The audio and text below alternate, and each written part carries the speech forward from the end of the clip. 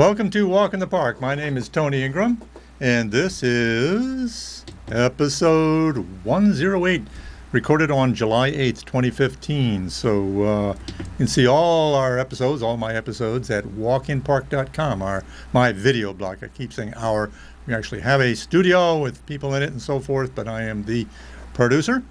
So today we're going to talk about a different sort of park-like thing. There's an exciting proposal that has been put forth by our National Senator Kirsten Gillibrand to create a Finger Lakes National Heritage Area in the Finger Lakes region. So what is a National Heritage Area? Let's take a look at a map here of National Heritage Areas. Now this is, there are 49 of them so far. This would be number 50. And I'll read from the National Park Service literature. It says, National Heritage Areas are designated by Congress as places where natural, cultural, and historic resources combine to form a cohesive, nationally important landscape. Through their resources, National Heritage Areas tell nationally important stories that celebrate our nation's diverse heritage. National Heritage Areas are lived-in landscapes. Consequently, NHA, as they shorten it, entities collaborate with communities to determine how to make heritage relevant to local interests and needs. NHAs are a grassroots, community-driven approach to heritage conservation and economic development through public-private partnerships. Well, let's get to another picture here. Through public-private partnerships, NHA entities support historic preservation, natural resource conservation, recreation, heritage tourism, and educational projects. Leveraging funds and long-term support for projects, NHA partnerships foster a pride of place and an enduring stewardship ethic. So there's sustainable economic development, healthy environment and people, improved quality of life, education and stewardship, community engagement and pride. So there's no ownership of the lands in a National Heritage Area like there is in a national park. It's sort of a coordination of, say, state parks. There may be some national historic parks, like we are in one of the National Heritage Areas. Let's take a look at this one right here. We're actually in an existing National Heritage Area. This is the Erie Canalway National Heritage Area that stretches across the state, and it includes two of the Finger Lakes, Seneca and Cayuga Lake, including Ithaca, with municipal boundaries sort of defining the outline of the boundary of the National Heritage Areas surrounding the Erie Canal story. And of course, Cayuga and Seneca Lakes are connected by the Cayuga-Seneca Canal to the Erie Canal. So it's part of the story, and much of the development of the area was heavily influenced by connection to the Erie Canal in the old days. So we're in one of these National Heritage Areas already, but there's a great interest in the Finger Lakes as a whole becoming a National Heritage Area in its own right. So I'm not sure. I guess there'd be overlap because some of the National Heritage Areas do overlap with each other in other parts of the country. So here is a map that is actually a Finger Lakes Tourism Alliance map of what they consider the Finger Lakes, all the counties, 14 in all, that encompass all the Finger Lakes.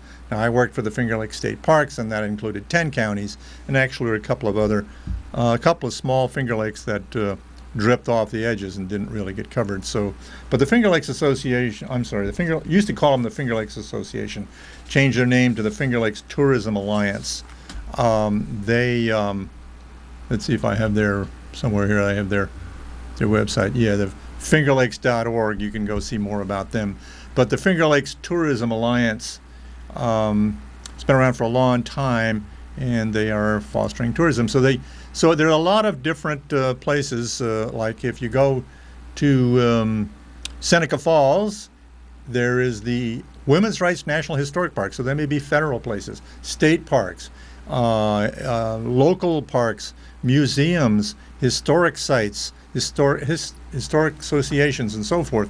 Lots of municipalities all get involved and coordinate together for a national heritage area. So both cultural and natural heritage we're talking about here.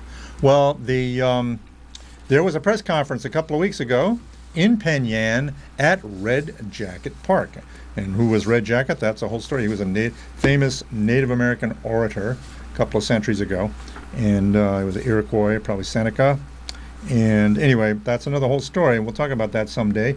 But our Senator Gillibrand, Kirsten Gillibrand, gave a press conference there. So we're going to take a look at that right now. I'm going to bring up that video of her. This was done an amateur video at the time. So be right with us there. Bring that up. Okay.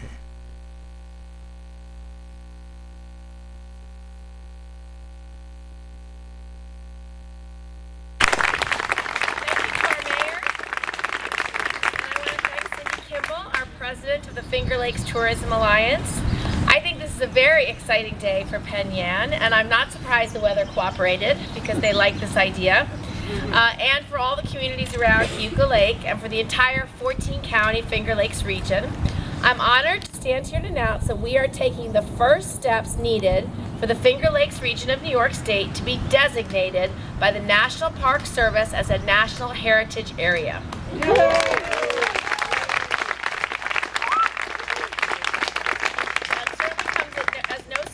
To me or to anyone who visits this beautiful part of our state, the Finger Lakes region deserves to be recognized alongside so many other historic landmarks and natural wonders as part of the National Park Service as a National Heritage Area. The first step toward achieving that honor is for the National Park Service to conduct a feasibility study across the 14 counties in the region to take stock of the many historic, cultural, and natural resources of the region to help guide the development of this new initiative. I've introduced legislation to the Senate that would authorize the National Park Service to do this study, and I'll be urging my colleagues in Washington not only to support this bill, but to also visit the Finger Lakes region to see for themselves how beautifully, extraordinarily lovely this place is. But as we all know, it's not only the region's natural beauty that draws the tourists from all over the world. We have more than 400 registered historic sites and landmarks in the Finger Lakes region. We have 135 museums, 80 art galleries, 14 professional theater companies, 100 wineries, 300 bed and breakfasts, just to name a few. In 2013 alone, tourism brought almost $3 billion to the economy. Imagine the boost we get from being recognized as a National Heritage Area. National Heritage recognition would help us conserve natural resources here and preserve our local culture. The National Park Service would oversee the program, but locals like all of you would be in charge of running it. This is a public-private partnership of the best sort. Federal backing, local brainpower, and local passion. This is an exciting day for the Finger Lakes region, and I'm optimistic that we will achieve this goal. Okay.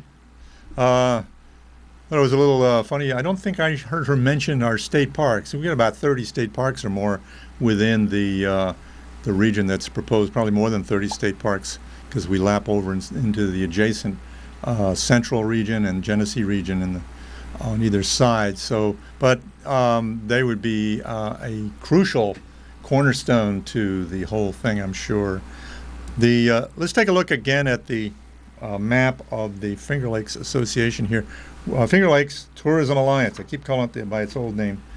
And we're going to go to a Time Warner Cable news clip about this proposed Finger Lakes National Heritage Area. So let's take a look at that.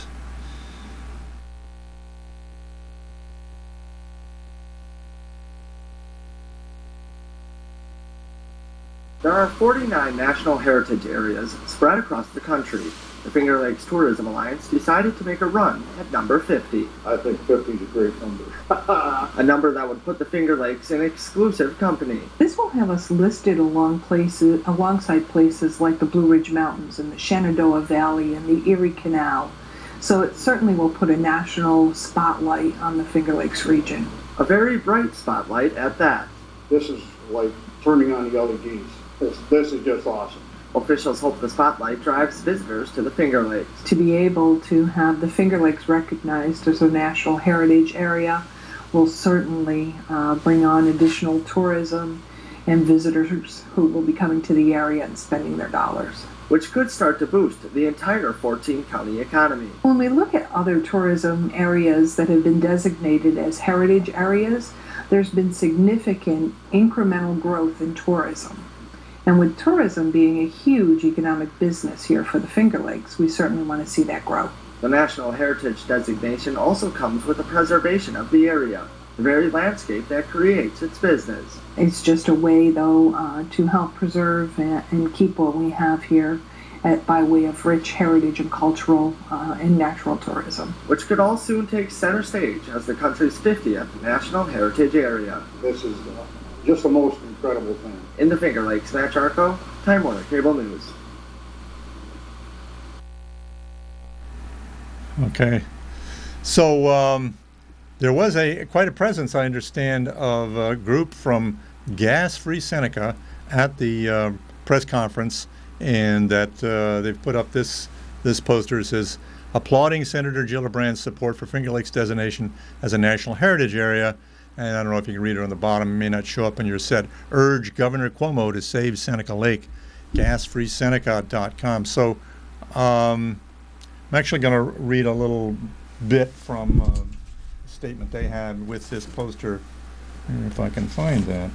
Well, maybe I won't be able to read it. Oh, I know where it is. You've got to actually scroll to it. Here we go. Okay.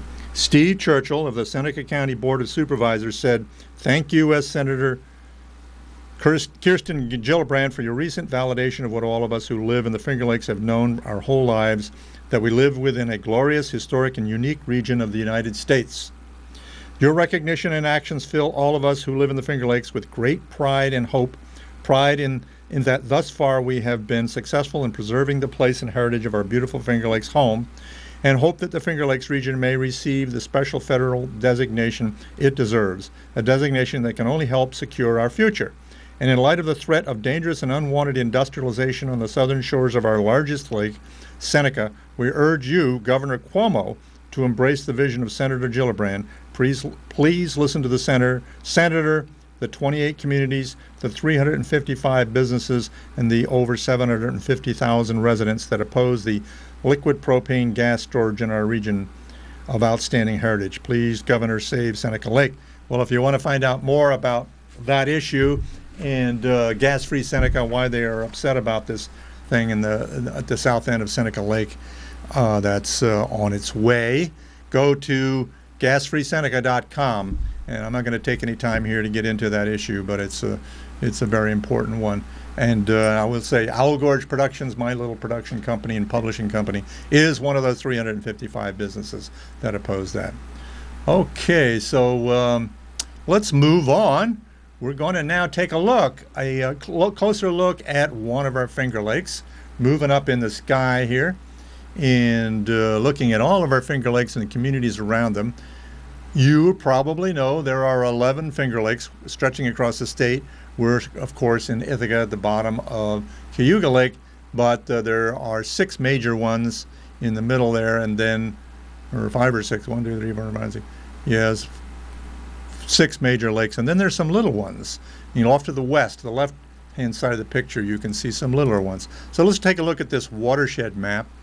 First of all, I'll bring your attention to the gray area on the left. That's the watershed of the western small Finger Lakes, which are in the lower right corner of that blob, and they all feed into the Genesee River.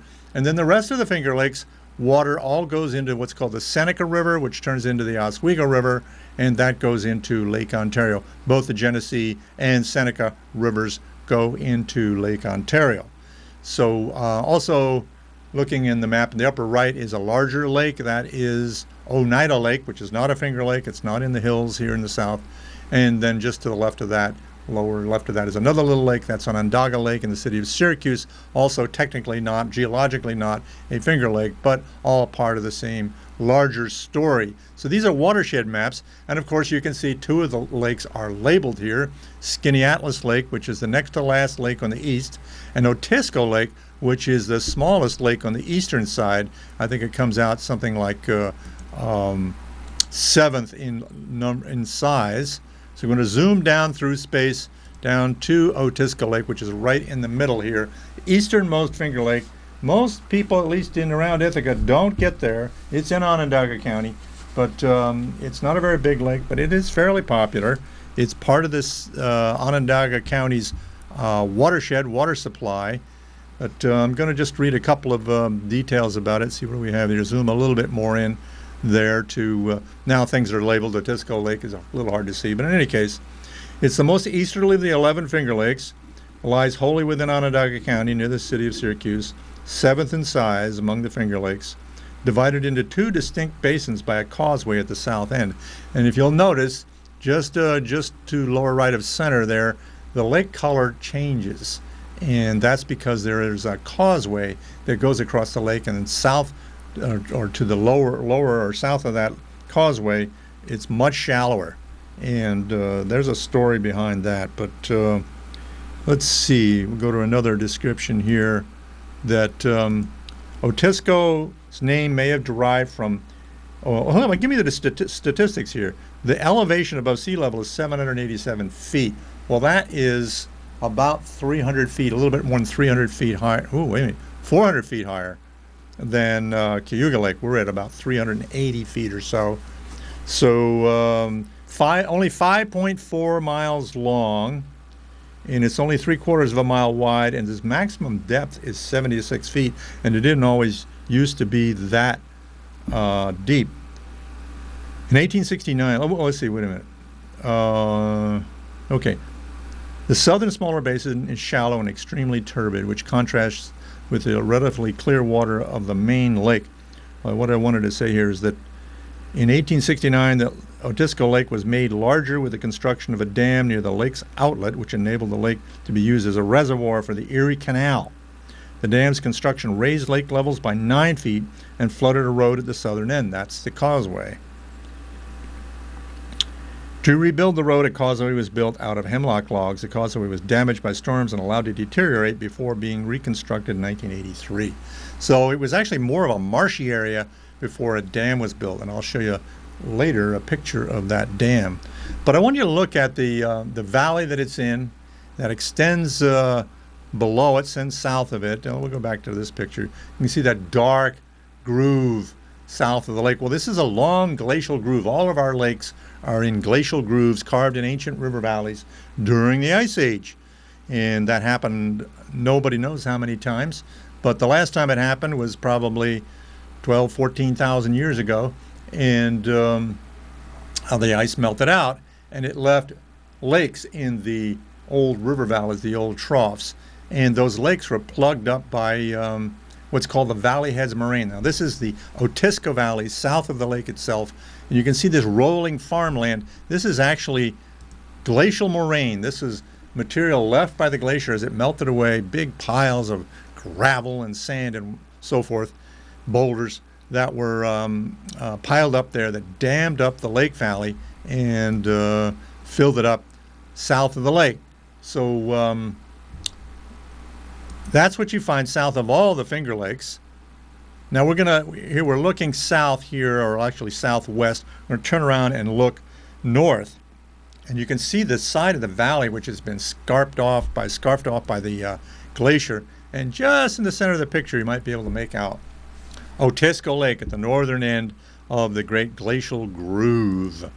So our lakes are all in these great glacial grooves dug out during the Ice Age. Well, there's a slope that goes down towards the lake, and as you get down there, it opens up more, and there's some farmland and lots of stuff going on there. So now we're going to go actually to the lake itself and take a look, and we'll go down to that southern edge here. This is the area. You can see it's all demarcated by a causeway, and we're going to first start off, get in a little closer there. This is the causeway crossing the lake. There's actually an opening for boats that we'll see there in a little bit. But at the upper part, that's the eastern shore. The upper right there is the eastern shore. So we'll zoom in on that. And I walked into the causeway, into the brushy area, which is right in the center of the picture. It's not maintained. It was pretty rough in there, not really meant for public access. And I took some pictures and looking south towards the hills. and the Otisco Valley. So now we're going to look at a short video. See if I can bring that up. Yeah, okay, from the causeway here. We'll bring that up here to show you.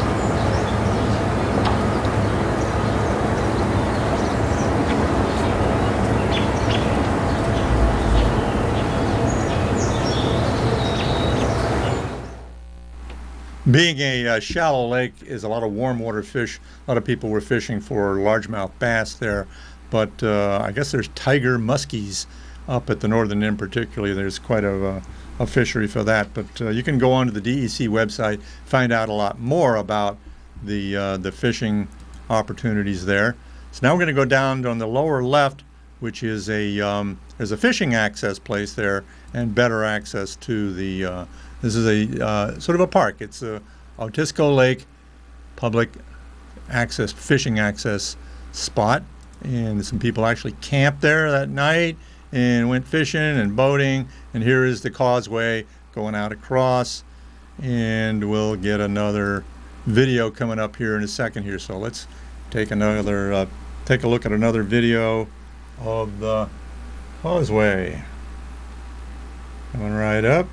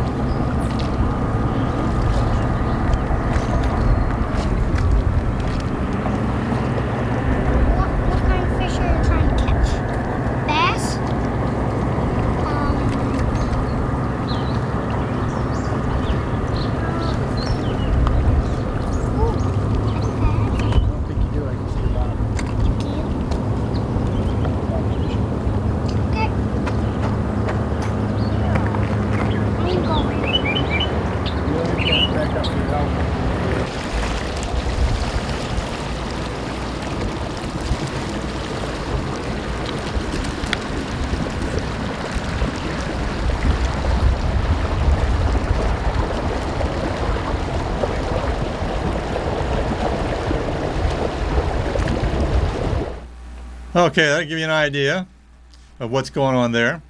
And then we're running low on time here, so I'm gonna zip through things here.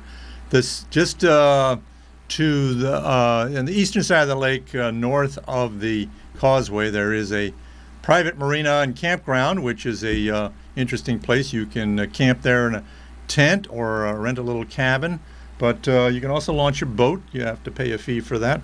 But let's just take a quick look at that.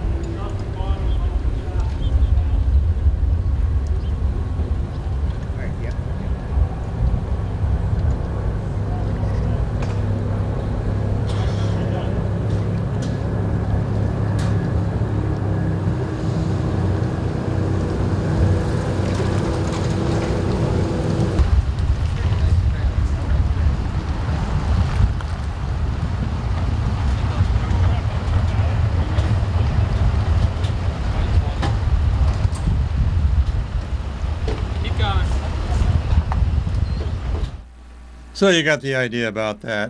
And finally, I want to go up to the northeastern end of the lake, not all the way to the end of the lake, but near it. That pin there is just to indicate it's Otisco Lake. It's actually above that to Otisco Lake Park, which is a park run by Onondaga County, Onondaga County Park, which was given to the county by some people that owned some 3 acres along the lake there, and they gave it to all of us. It had some amazing old willow trees there. It's completely landscaped. But let's take a look at one little video of this park.